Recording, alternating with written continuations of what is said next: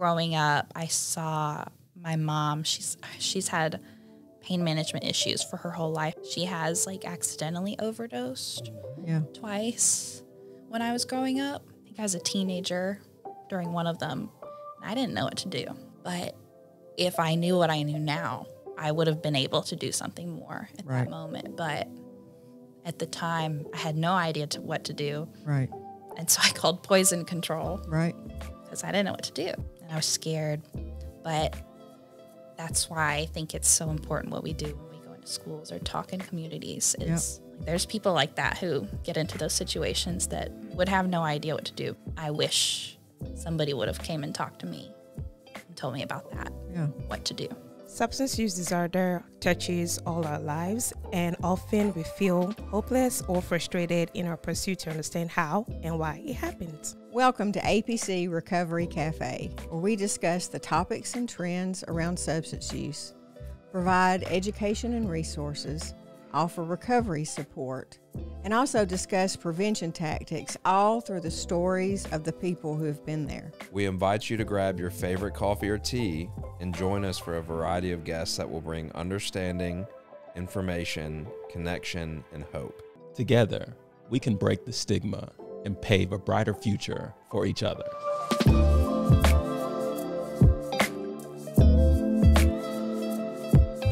Hey folks, welcome into this episode of the APC Recovery Cafe. My name is Art Wimberly. I'm a person grateful to be in long-term recovery. I'm a volunteer with the Addiction Prevention Coalition. And this morning in the studio, we have the Executive Director of APC, Carrie Wimberly. Good morning, Carrie. Good morning, Art. Yeah. So we have a special guest today. So we do. Can you introduce her? Yeah. So excited to have Morgan Grace with us today. Morgan is on our staff at APC. She is our resource coordinator. We'll talk a little bit more later about that and what that means. But I always enjoy the opportunity to bring a staff member in because we want people to know who we are and why we do what we do. So welcome. Glad you're here. I'm glad to be here. And I noticed that you do have your drink of choice with you this morning. Can you tell us what that is and why you drink it? Yes. So y'all asked me what I wanted, and I know a lot of people, from what I've seen, I did some research. But I see that a lot of people get Starbucks and everything, but I went with the tried and true from our coffee people downstairs, Principio. Yeah. Lavender latte. Lavender latte, which I have to say fits Morgan. Like lavender latte, Morgan. Yeah. Very much so. So never in my life have I ever known there to be a lavender latte. Really? So have you had those in other places? I've had a couple. I always am intrigued by anything with like herbs in it, like a basil drink or anything like that. I always get them. So well, it's very alliterative, but lavender latte. What is it? How does lavender fit into the whole thing? I think I've always liked lavender. I'm a very stressed out person usually, and lavender allegedly calms you down a little. Okay. So I think it's something maybe soothing, very soothing. Yep. Well, we've never had a lavender latte. It's the first, yeah. I don't know that we repeated yet. I don't think so. That's crazy. Everyone's so different. Yeah. Well, we're so glad you're here. And so let's go all the way back and tell us, like, where you're from and a little bit about your family. And so we'll come forward to what you're doing today and try to pull the threads on that, find the connections. Okay. I am from Brookwood, Alabama. It's a pretty small town, about 2,000 people in Tuscaloosa. Pretty rural. We're on Highway 216. So if you go that way towards Tuscaloosa, you've probably Which I've done many a time to get to the game without having to go through the main. Exactly. Yeah, so it's the scenic route. Yeah. But it's pretty small. Growing up, my parents, I guess to tie in a little bit, I didn't actually think about this until I really started working at APC. But both of my parents have been long-term, like opioid users for pain, like chronic pain. Pain management. And so it wasn't really until I got to APC that I could look back at that and recontextualize that. Yes. But that's just a little bit about that. Tidbit, yeah. Yeah. So always been there? I mean, born and raised, like Born and raised. Never haven't moved. I moved to Birmingham last year. Yes, and that's the only time. That was a big move for It you. was a big move. You did It was for this job. So I wouldn't have to drive an hour every day. But I really enjoyed it. Yeah. That's why I've done it. I've loved moving here, though. So, growing up where you did, was it natural then when you went to college just to move a mile or two over to the university? I stayed at home throughout school. I think it was sort of natural to go to University of Alabama, especially once I toured, which I think once I toured is when I really knew I wanted to go into social work. I was the only person on the tour to go with the social work major. Yeah. So we just got to have that one-on-one time to talk about it. Yeah. And that's when I really made the decision to major in social work. What do you think was behind the idea of social work? Was there anything that you either knew already or that has emerged over time about that path that you were already connected to or that you had a passion about? I think I've always really been passionate about, or I guess know that I want to go into work that's either kind of learning about things or helping people. I think in high school I had a pretty rough time, and one of our school counselors, who was a social worker, she really helped me through that. So I think seeing that sort of inspired me. Yeah. My parents wanted me to be a doctor, but Interesting. didn't want to do that. So was that something from your family, or they just kind of had that vision I'm a for first you? generation college graduate. Oh, congratulations. Yes, both of my parents. Brookwood is a really big mining town. Yes. Both of my parents worked in the mines pretty much their whole lives. Wow. That's actually why my dad is he's on disability. Yes. Because he actually suffered so many injuries from the mines. Yes. Which is why you hear about mining towns and how many people are on opioids. Right. Yes. Right. That's Yeah. that Yes. big connection. Both of my grandfathers were miners Really? from Dora, Okay. and both of them passed away before I was even born from black lung. It's hard on the Yeah. body. Yeah. Yeah. And I think that's a lot of the genesis of Walker County Yeah. and the opioid epidemic. Exactly. Yeah. Yeah. For sure. So when you were young, things you were interested in, I mean, what did you enjoy doing? Where did you find yourself? I was a pretty voracious reader, along with some of my family members. Yep. And then I think we've talked a little bit about this before, but as we've figured out, I'm Enneagram 9. Yes. So going back and seeing that throughout my life Yes. has been really interesting. Yeah. I would very frequently mediate the fights between my friends. Yep. So anytime they would be arguing or anything, Yes. I'd be very diplomatic. Right. See everybody's side and Yes, try to bring them back. we need Yes. to see eye to Yeah, eye bring on them back this. together. Yes. Yeah. So I think it's hard to say I enjoy that, but it's more so that I have to do that. Right. You feel like you're almost created to do that. Yeah. Yes. I'm compelled to Yes. So That's sweet. High school, any extracurricular yes. things? So throughout middle school and high school, I did band and drumline. Okay. Played French horn. Oh. And then in drumline, I played the synthesizer. We actually went to World Championships 2 years. Wow. And Brookwood Indoor Drumline is on the Wikipedia page for. Really? We won 1 year. So Wow. So where do you go for that? I mean, where's the competition? So that's WGI, which is Winter Guard International. They Okay. do flag stuff there too. Yes. And that's in Ohio. Okay. So I think my 7th grade year and my 9th grade year, we went to Ohio. So that was really fun. So I'd say, what was that experience like? Yes, in 9th grade, they actually opened it up to college students too, we had to get the amount of people that we needed. Yeah. And that was really interesting, being a little 9th grader Yes. and looking up to all of these college students. Yep. Who at the time I was like, wow, they really have it together. Yeah. And then obviously I got to college. I was like, wow, nobody has it together. But I think those were, I always look back fondly on those times. So do you still play the French horn? No. No. Put it away. I think I really like music, Yeah.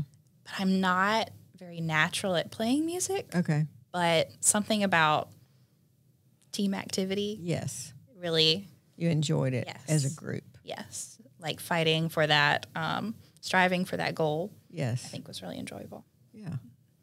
And so you decided not to do that, not to carry that into your collegiate years. No. I had a couple of friends who went on to do band in college at UA, Yeah. but it just wasn't, I don't know, didn't feel right for me. And I'm actually pretty happy that I did that because I got really involved in the international scene on campus. Okay. I think that provided a lot of opportunities for me to expand my worldview. So how did that happen?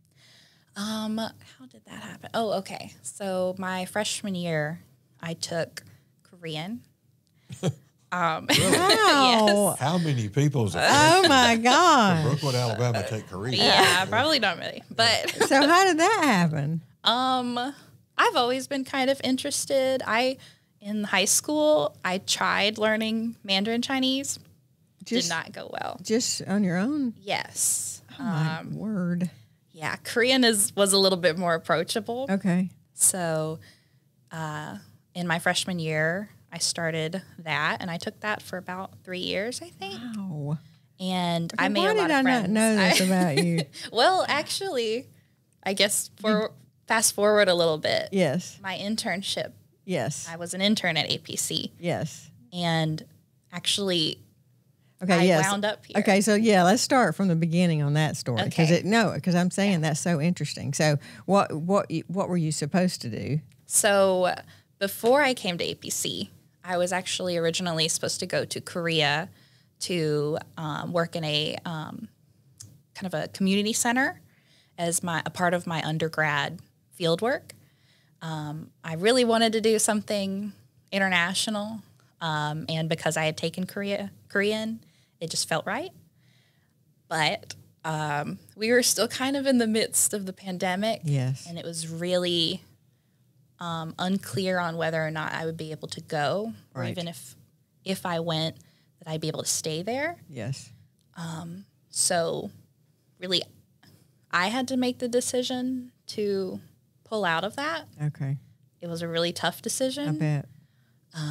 but ultimately I'm glad I did because I very quickly, we were already in the semester Yes. basically. Yep. And my field coordinator connected me to y'all, and I Yep. had an interview with you and Ashley. Yes. And I was like, oh, this is right. I was actually at my friend's house, dressed in a suit jacket from my waist up. On Zoom. Emergency Zoom interview. Yes. And after I met with y'all, I Yep. was like, oh, this might feel right. Yeah. And it we- was. And at that point, it was an internship Yes. to complete some of your college requirements, Yes. right? Yes. It wasn't about a job; it was about an intern. No, I was just coming here to learn, really, which I think made sense too, because as throughout my social work, getting my undergrad, I kind of knew that they call it micro social work, like kind of individual level, clinical social work, wasn't really the direction I wanted to go in. Mm-hmm.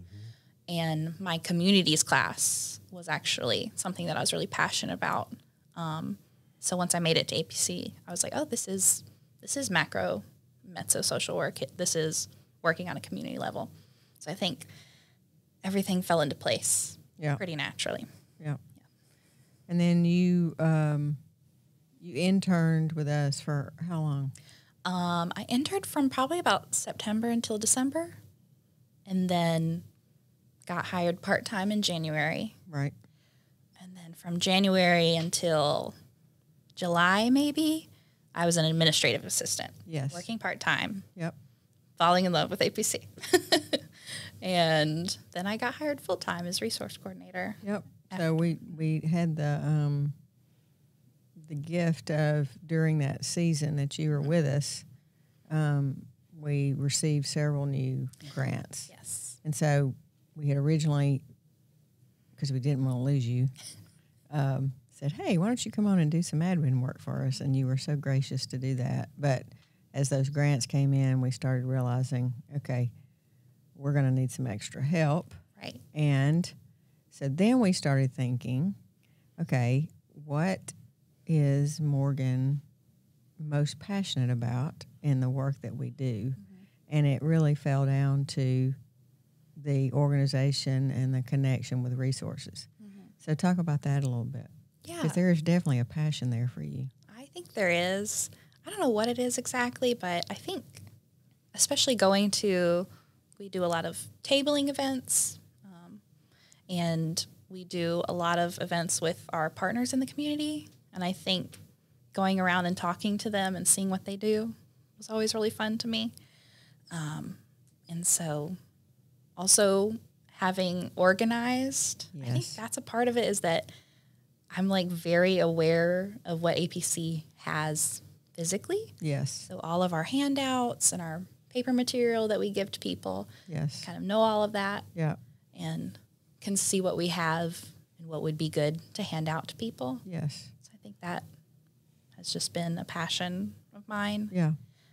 I also really enjoyed updating the resource sheet. Yes. To try and really focus on the communities that we're in and make it more, I think, accessible to everyone. Yes. So I'm really happy with that. So, for people that don't work in nonprofits, pre-Morgan, our resources were a mess because we have a lot of them, and we have rack cards, and we have inserts, and we have information on family support groups, and we have, end-of-year reports, and we have stuff about prevention partners. So every time we go out, every time we have an event, we have to think about who's the audience and what are the resources that they need. But all of those were all over the place, and nobody knew where they were, how many we had, if we needed to order more.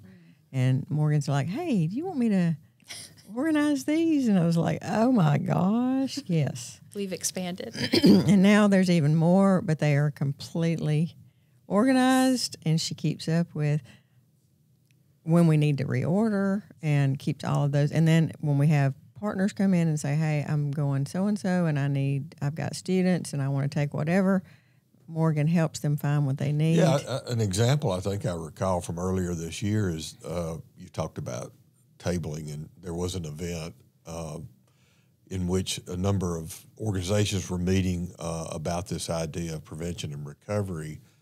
And one of the board members was there speaking, and I think you were there, and he's talked a lot about how you made it really easy for him to connect people to the resources, and you knew what to say about this or that when somebody brought up a question. So I think that's a really good example of, being out in the field with folks and trying to connect them with resources and inspire, where he had the recovery background. Yes. But he didn't have the knowledge of the depth that you had about the resources. Yeah. Right. I think that's honestly what's a little fun, I think, to me about tabling. Even though I'm pretty shy, it's kind of like every person has a different set of needs. Yes. And we do so much across the span of what we do. Yeah.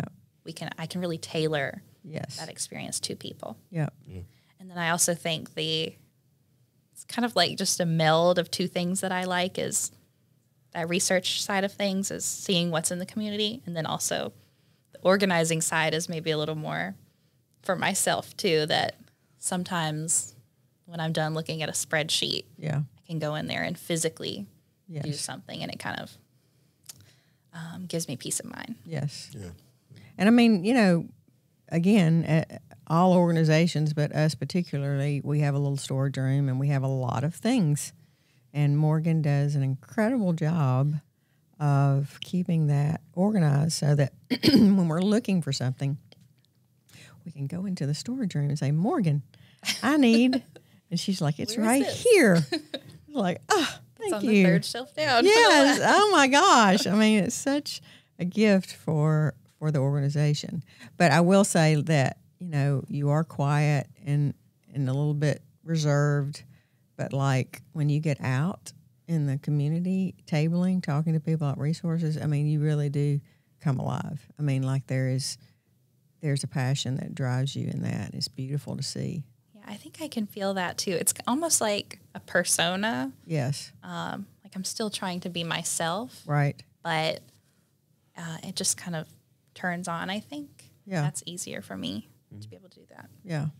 Well, you had mentioned earlier about after getting into the prevention field with APC, you could recontextualize even what you had seen, you know, growing up with your family is like the management of pain, and opioids, and that type of thing. I was wondering, since you've been on board the last couple of years, is there any other things that you've kind of learned or noticed that you, to use your word, recontextualize about this? Yeah. I think in my daily life too, I feel myself becoming an advocate for prevention, for things like drinking responsibly. Yes. To my friends. I'm very passionate about telling them about that, or like drug trends. Yeah. Letting them know that, because I think it's such a, unless you're in this world, Yes. you don't hear about it. So just being able to do that to the people around me, and I can also see my passion in talking about prevention Yep. when I'm talking to them. Yeah.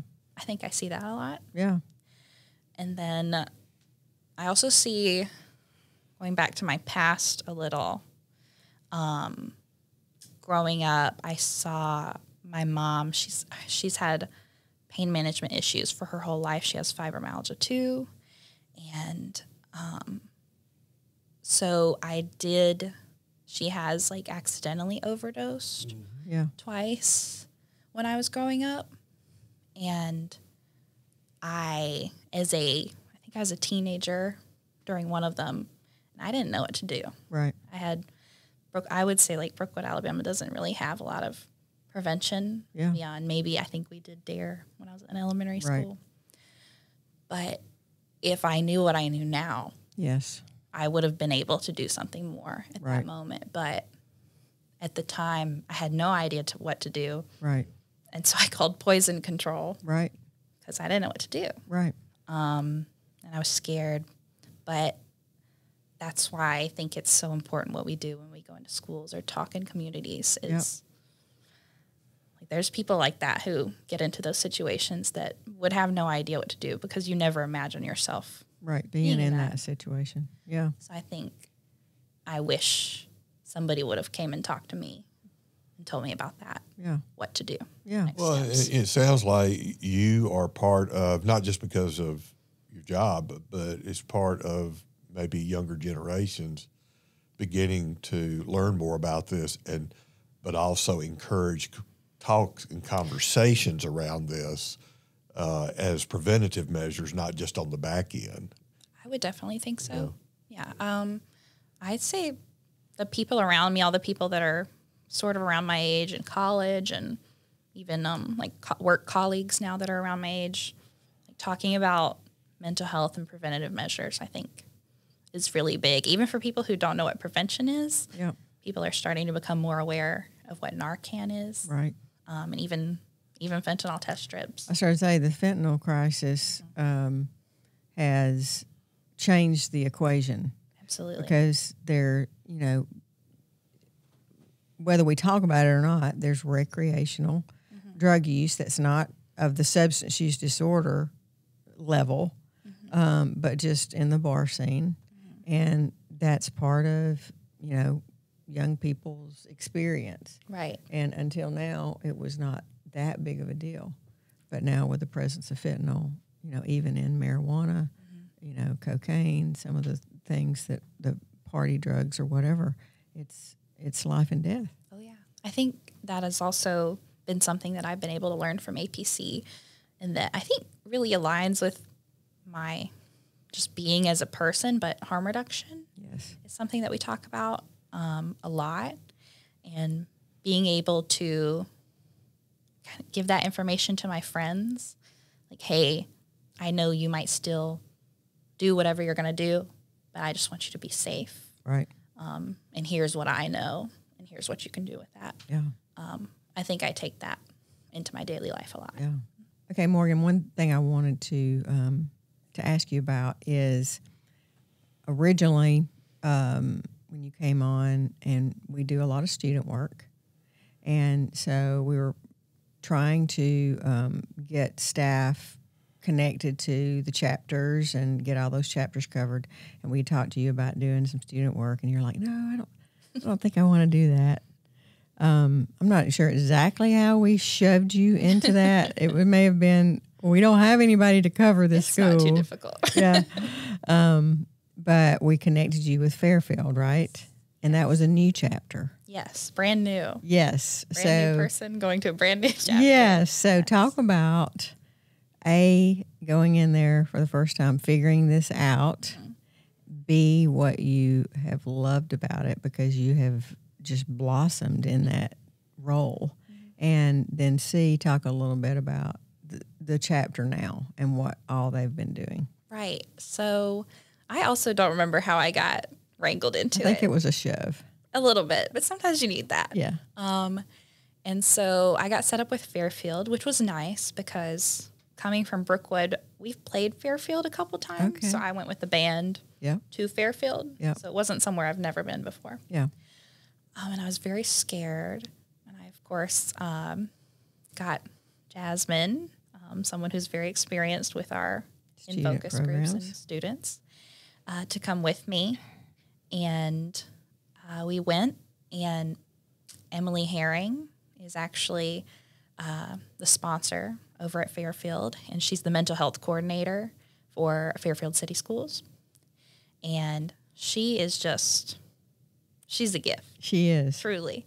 I don't know if I would have been able to make it through it without her, but I really fell in love with the students at Fairfield.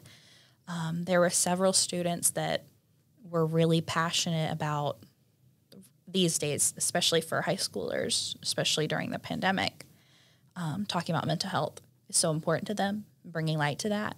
We had several students who were those beacons in their school. Yeah. So for the people that don't know, tell us what INFOCUS is, what student chapters are, why we do those. So INFOCUS is student-led, adult-guided programming in the schools surrounding prevention and catalyst issues for substance abuse or misuse.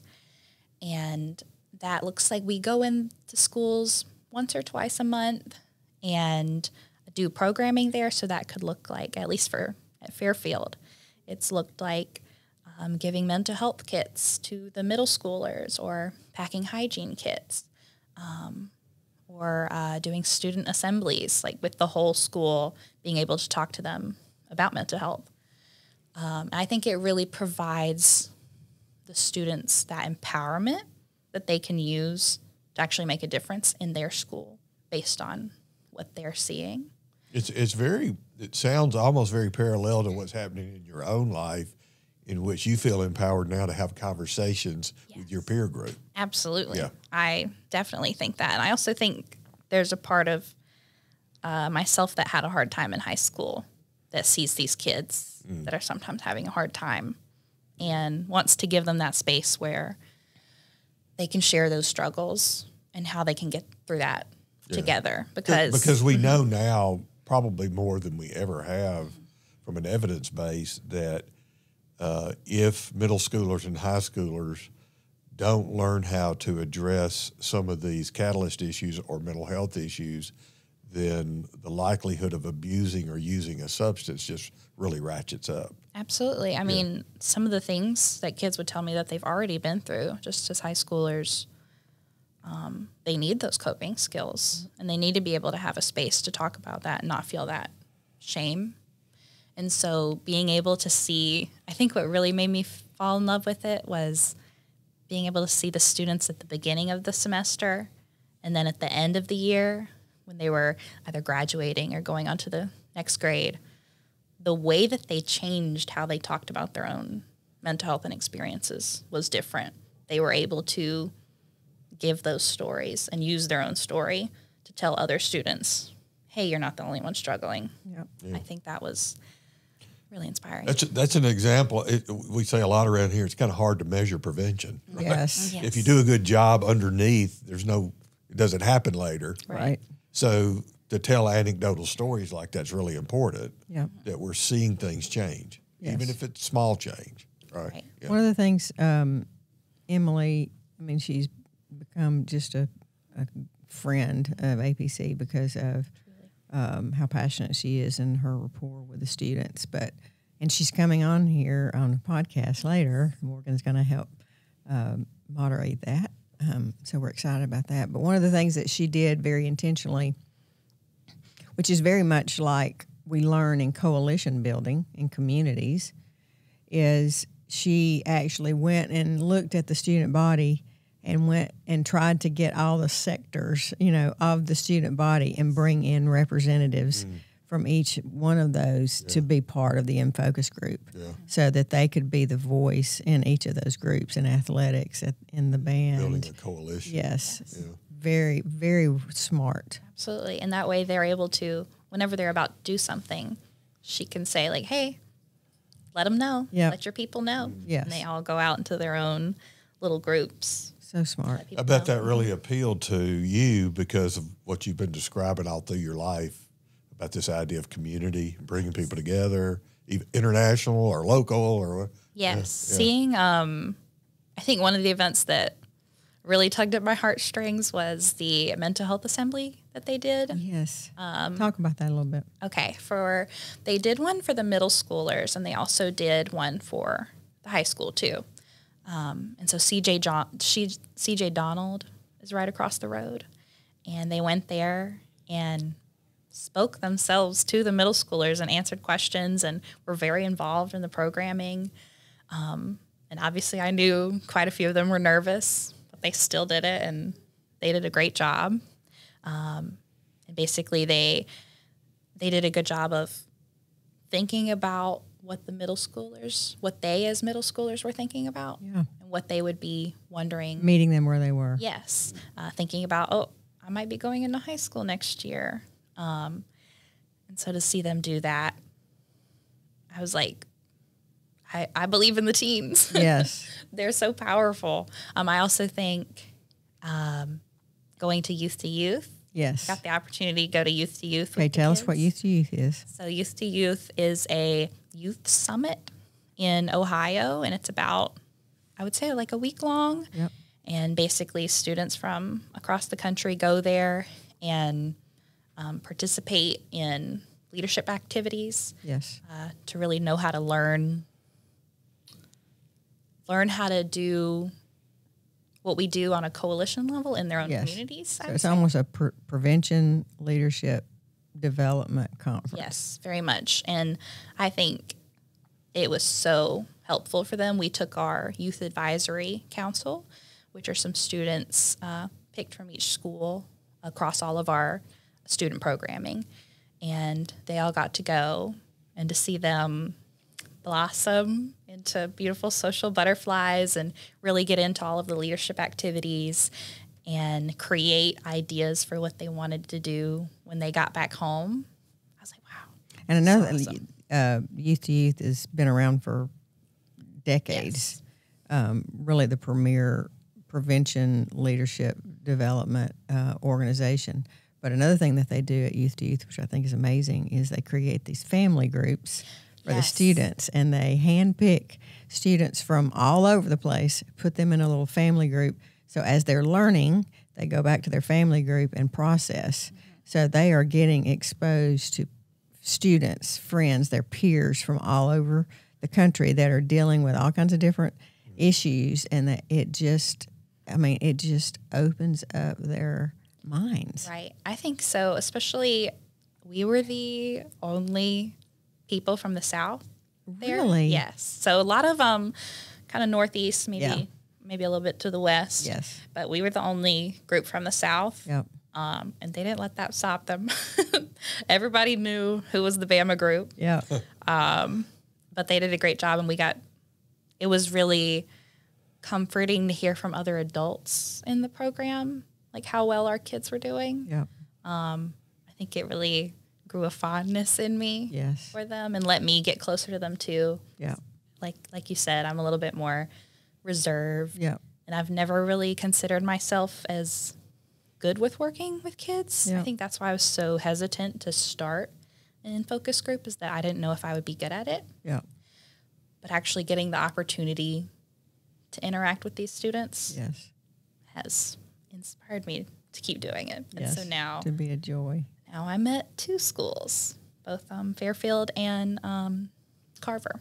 So that's exciting. Yay. Well, as we bring this episode to a close, based on your experience now with APC as intern, but as your career and your job right now, share with some folks some things that you could let them know about how they might want to connect and support or join in some of the different efforts that you're aware of. Yes. So we actually have a place to volunteer on our website, and that'll put you on our volunteer list. And we send out emails to get people to come and do things like packing hygiene kits or packing fentanyl test strips, or especially around the End Addiction Walk that's coming up April 6th. We have a lot of volunteer opportunities for that coming up.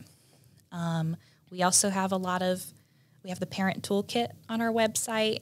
We have a lot of resources on our website, and you can always call us and I'll probably answer.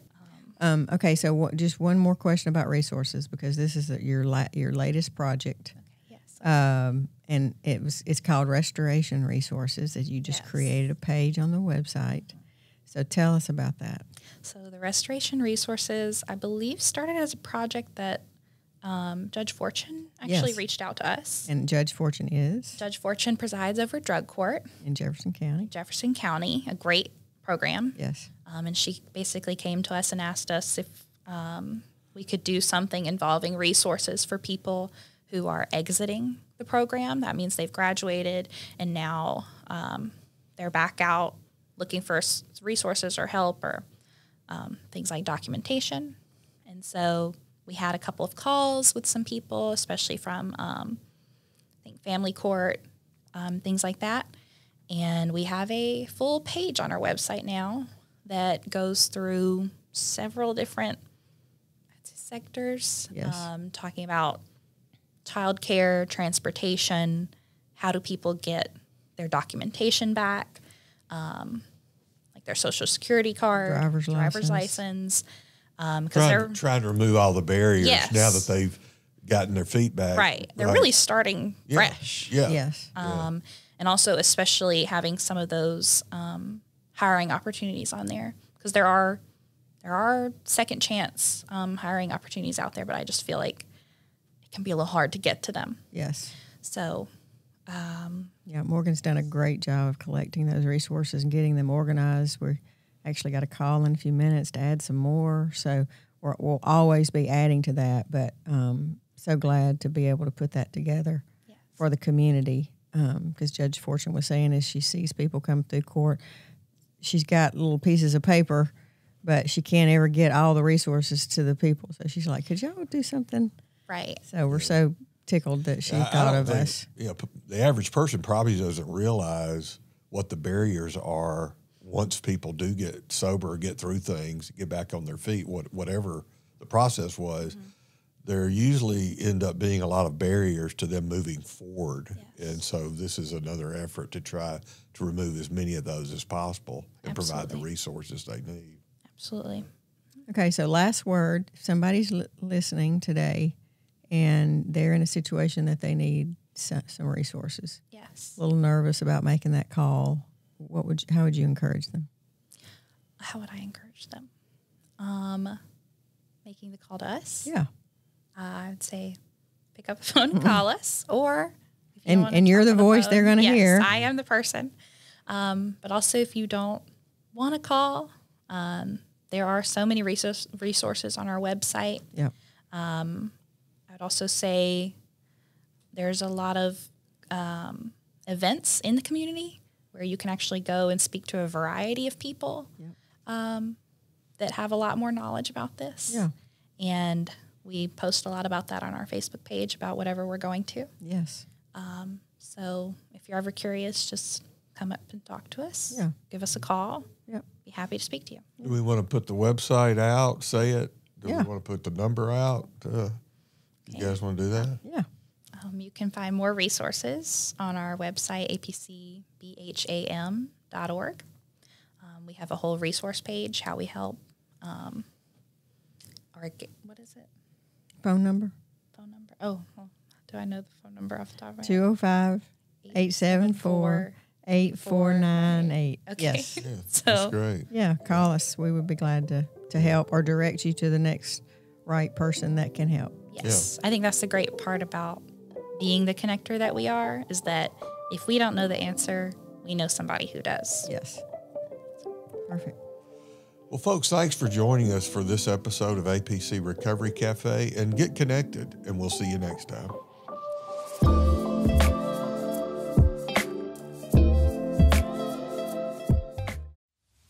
One of the things that APC is known for is being a connector, because we're stronger together. Not only are we there for those who are suffering through substance use disorder, but we're there for family members, and we really take our job seriously. We all have personal reason why we're in this field. We're changing people's lives one community at a time.